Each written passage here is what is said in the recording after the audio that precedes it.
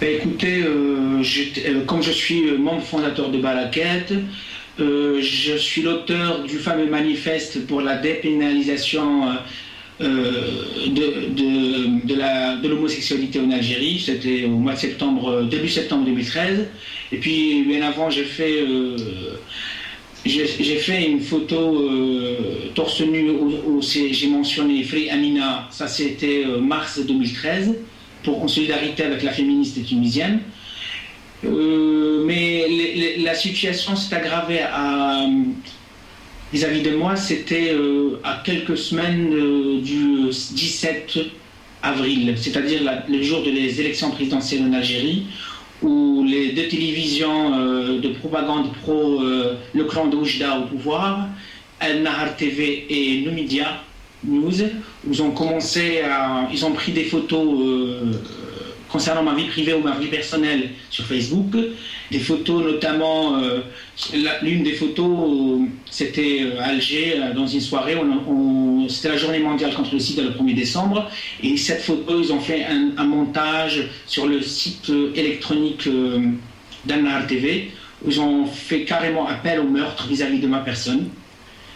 Aussi, depuis ce jour-là, les événements se sont enchaînés, où il y a eu des appels au meurtre contre moi, des lynchages, etc., sur les réseaux sociaux, et j'ai fait des captures écran, etc.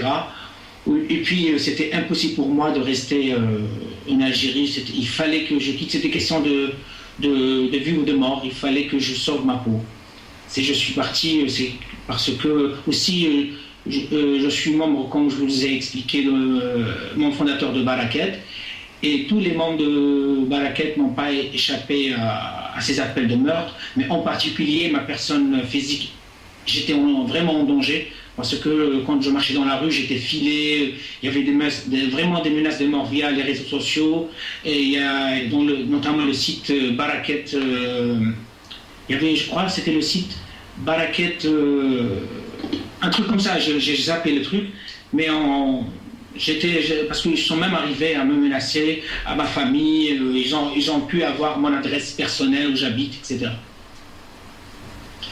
À mon humble avis, ces menaces émanent du clan au pouvoir, c'est-à-dire, c'est parce que quand on dit le pouvoir, on dit aussi les islamistes, parce que le pouvoir de tout temps a composé avec les islamistes en Algérie pour s'asseoir encore plus, pour pouvoir rester au sein du régime algérien.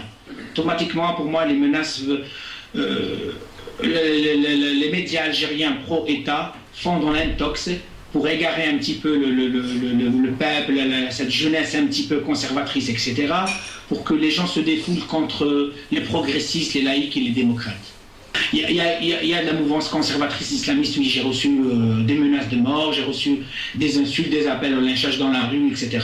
Ou même là où j'habitais, les gens commençaient vraiment à m'avoir dans le lait du cyclone. Avez-vous déjà été menacé par le passé ou c'est récent? Si, j'ai été menacé, mais pas autant. Mais la dernière semaine avant les élections, c'est-à-dire à quelques jours la date fatidique des élections présidentielles, j'étais vraiment été sous une pression qui a fait que j'ai quitté Alger dans la catastrophe. D'ailleurs, c'était la veille des élections, le mercredi 16 avril.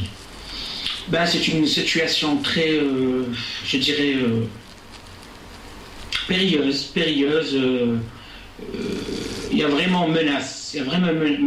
C'est-à-dire, à une semaine des élections jusqu'à aujourd'hui, le régime algérien a fait des homosexuels, a tout fait pour qu'ils fassent pression, pour les utiliser, les mettre devant la scène, etc. D'ailleurs, Baraket a été traité de mouvement d'homosexuels, de dépravés, d'LGBT. Ils ont dit que le mouvement Baraket est un mouvement qui appelle au mariage pour tous, etc.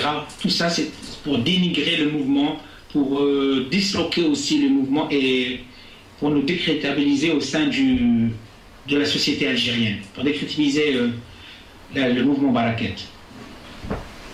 Parce que pour eux être homosexuel aujourd'hui ou LGBT, c'est une insulte, c'est contre les valeurs du peuple algérien, etc. Automatiquement, comme moi je suis membre fondateur du mouvement Barakat, automatiquement ils essayaient de salir, de dénigrer le mouvement pour dire regardez qui sont ceux-là. Ils nous ont traités d'ailleurs de main d'étrangères, de juifs. Moi personnellement, ils ont dit que j'ai un passeport californien, américain, un passeport israélien, un passeport français, et je vis la belle vie en Amérique. J'ai une superbe ville avec piscine, mais je viens ici à Alger, je suis payé par la main étrangère pour déstabiliser l'Algérie. Que moi, j'ai jamais été, par exemple, en Europe, etc.